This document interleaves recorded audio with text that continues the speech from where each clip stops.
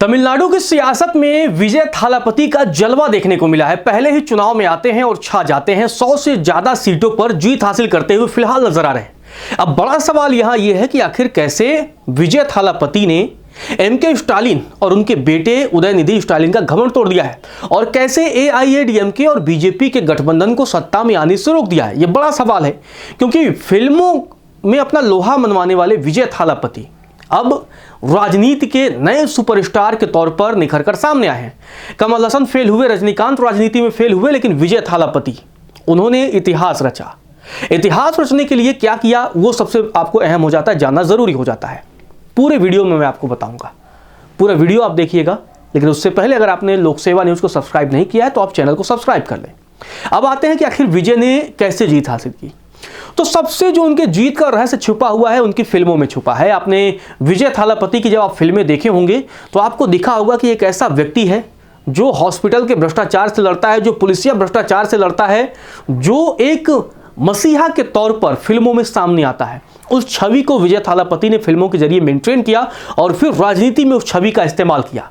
लेकिन सिर्फ छवि नहीं थी, राजनीति में आने के बाद जिस तरीके से विजय थालापति ने बड़े ही शांति के साथ स्ट्रेटजी पर काम करते हुए, लोगों को इकट्ठा करते हुए और पूरा ये समीकरण बदल दिया, उसमें युवाओं का बड़ा योगदान रहा। क्योंकि कई ऐसे उनके ऐलान थे जिन ऐलानों ने सीधे तौर पर युवाओं को जोड़ा, महिलाओं को जोड़ा, बुजुर्गों को जोड़ा और सबको जोड़ दिया। क्योंकि टीवीके की तरफ से यह कहा गया था कि यदि उनकी सरकार बनती है तो 29 साल से अधिक उम्र के जो भी बेरोजगार युवा हैं, जिन्हें अभी तक नौकरी नहीं मिल पाई है, उन्हें हर महीने 4000 रुपए दिए जाएंगे। इसके अलावा जिन लोगों ने डिप्लोमा की पढ़ाई की है उन्हें हर महीने 2500 रुपए देने का वादा किया था। तो इन वादों ने क्या किया कि युवाओं को जागरूक कर दिया और युवाओं में भरोसा हुआ कि यार विजय थालापति ने अगर बयान दिया है तो वो झूठ नहीं बोलेंगे।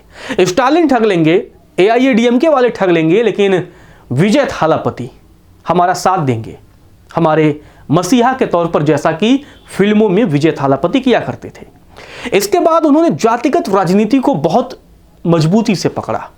वैसे तो विजय थालापति ईसाई हैं, लेकिन उन्होंने अन्य जातियों को भी पकड़ा, ब्राह्मणों को भी टिकट दी। इकलौती पार्टी थी जिन्होंने तमिलनाडु में जनरल कास्ट के जो उम्मीदवार थे उन्हें चुनावी मैदान में उतारा। क्योंकि द्रविड़ पहचान के जन आंदोलन से तमिलनाडु की दोनों बड़ी पार्टियां निकली हैं, चाहे वो डीएमके हो चाहे वो एआईएडीएमके हो। दोनों पार्टियां लंबे लंबे समय तक सरकारों में रहीं। डीएमके की कमान उस समय करुणानिधि के और हाथ में थी और उनके परिवार में है, और एआईएडीएमके की कमान उस एमजिया थे, जयललिता थी, ये लोग तमाम इनके प्रति वफादार थे। लेकिन यहाँ पर विजय ने एक अलग राह चुनी।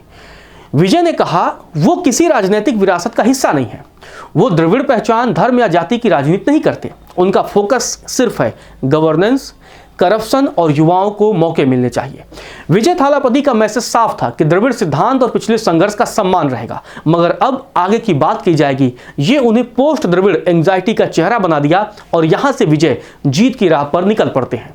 विजय ने तमिलनाडु चुनाव से पहले घोषणा कर दी थी कि जन नायकन, जी हां, तमिल शब्द है जन नायकन, यानी कि जन नेता, उनके एक्टिंग करियर की आखिरी फिल्म होगी।